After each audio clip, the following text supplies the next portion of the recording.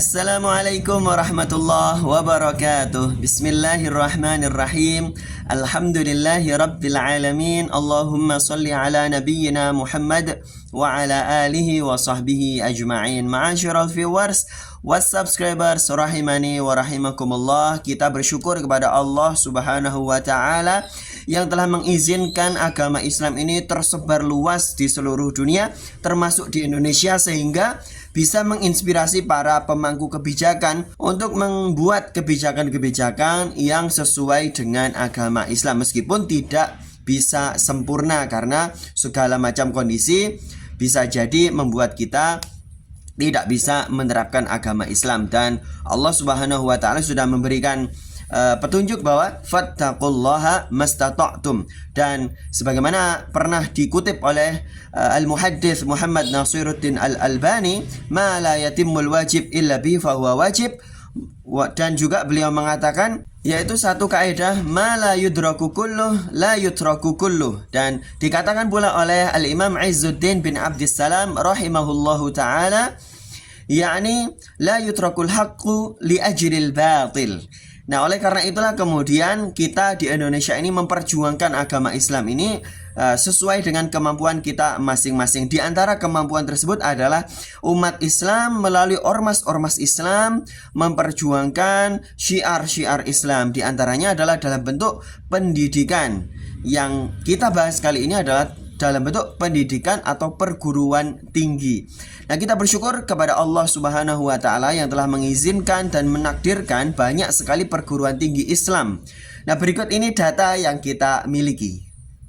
Dalam usaha pendidikan, Muhammadiyah memiliki 10.000 lembaga pendidikan.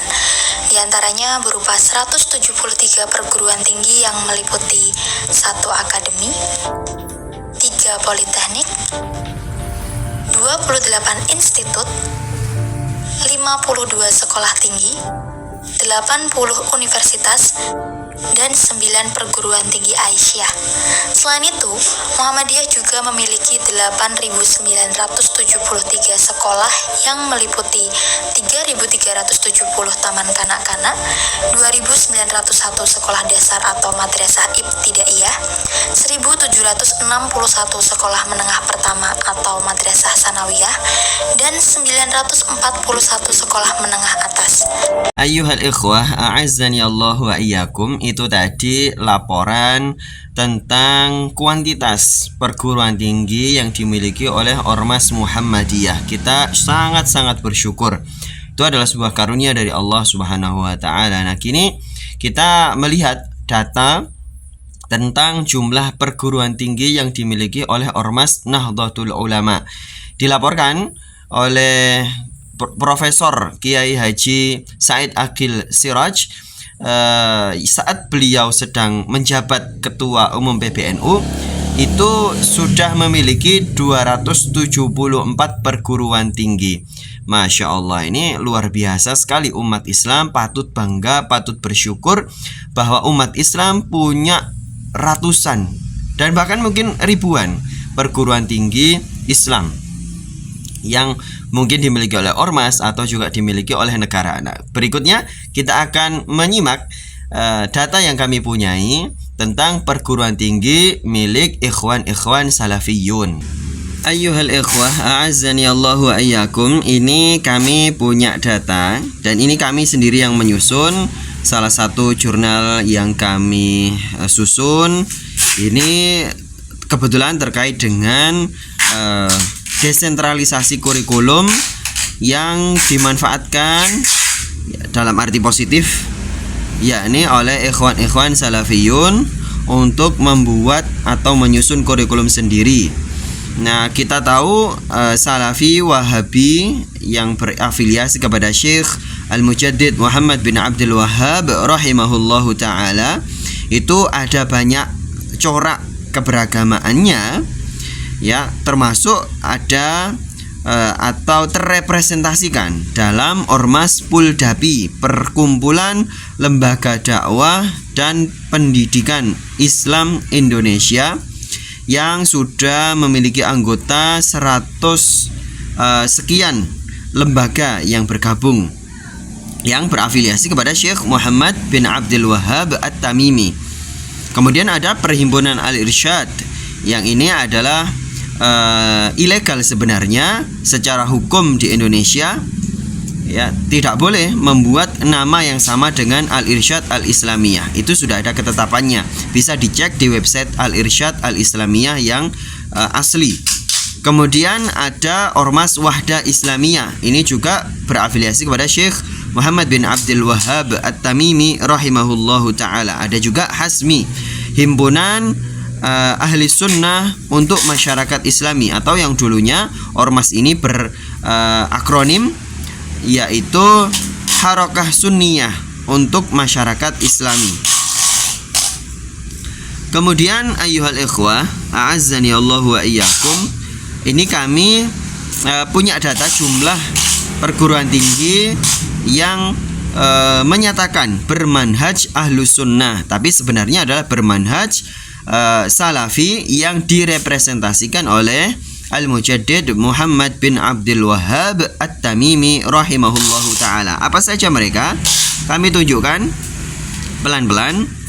Nah, di sini kami sebenarnya ingin menceritakan tentang pola pendidikan yang ada di kalangan ikhwan-ikhwan salafiyun yang ada di Indonesia.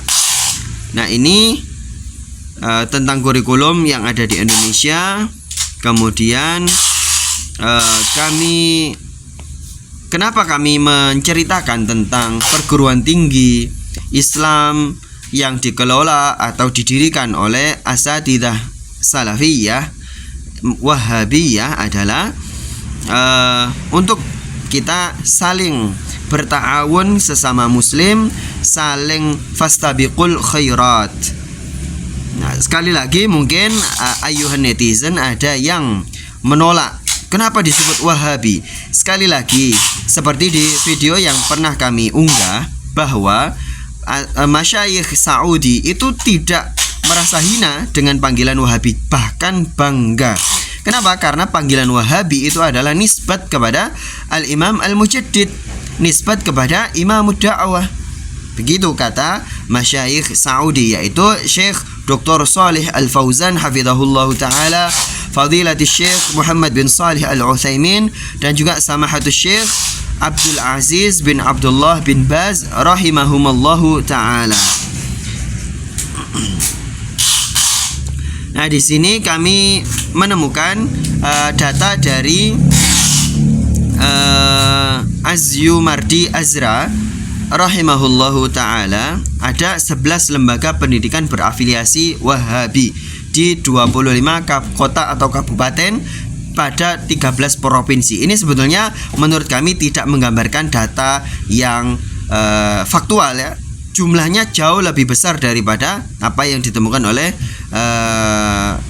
Azyumardi Azra. Nah, di sini kami tunjukkan data tentang perguruan tinggi yang resmi berafiliasi kepada Syekh Muhammad bin Abdul Wahhab rahimahullahu ta'ala, mulai dari STAI Ali bin Abi Thalib Surabaya. Kemudian yang paling terkenal ini, ya, dan mungkin menjadi favorit, yaitu kemudian STDI Imam Syafi'i yang ada di Jember, yang ini diketuai kalau tidak salah oleh Ustadz lupa kami namanya, ya, mohon maaf. Kemudian yang paling terkenal juga Lipia di Jakarta. Kemudian ada STAI As-Sunnah, ada Ma'had Ali Imam Syafi'i yang di Cilacap, MAIS itu, ya. Kemudian ada banyak sekali, ada Ma'had Ali Imam Bukhari juga. Kemudian ada Sekolah Tinggi Ilmu Al-Quran Zad. Kemudian Ma'had Ali Al-A'immah yang dipimpin oleh Kiai Haji Dr.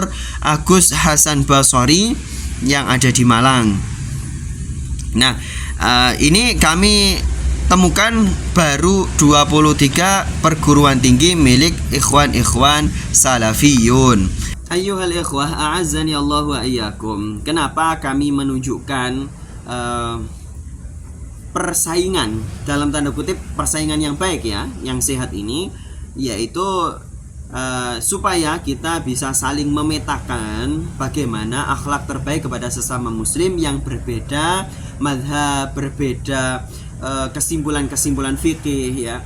Ini penting sekali supaya tercipta kerukunan di tubuh umat Islam. Meskipun memang Allah akan tetap menciptakan perbedaan, menciptakan kesalahpahaman, itu memang sudah takdir Allah ya. Kita harus sadar betul bahwa Allah itu sebagaimana yang kita yakini dalam rukun iman, yaitu amantu billahi wa malaikatihi wa kutubihi wa rusulihi wa bil yaumil akhiri wa bil qadri khairihi wa syarrihi, bahwa Allah juga menciptakan keburukan, tapi keburukan tersebut tidak disandarkan kepada Allah, dan keburukan tersebut adalah tetap baik bagi Allah ya. Bagi manusia bisa jadi itu buruk, tapi itu adalah baik menurut Allah, karena sebagaimana analogi yang dibuat oleh Kiai Haji Ahmad Bahauddin bin Nur Salim, bahwa kebaikan dan keburukan yang diciptakan oleh Allah itu mau tidak mau, dan bukan berarti Allah lemah ya, bukan. Allah tetap berkuasa, tapi Allah ciptakan keburukan tersebut. Analogi yang dibuat oleh Kiai Haji Ahmad Bahauddin Nur Salim atau Gus Bah adalah apa? Sebagaimana manusia membangun rumah yang bagus, yang indah sekali, mau tidak mau harus membuat septic tank, harus membuat kakus, harus membuat selokan, harus membuat tempat sampah. Ini adalah tempat-tempat yang buruk, tapi mau tidak mau harus ada. Untuk apa? Untuk menciptakan kebersihan dari rumah tersebut. Nah, itulah analogi atau kias yang menjadikan kita bisa menerima iman kepada keburukan-keburukan yang Allah ciptakan, termasuk perpecahan di tubuh umat Islam. Semoga ini bisa saling kita memahami. Wabillahi taufiq wal hidayah. Assalamualaikum warahmatullahi wabarakatuh.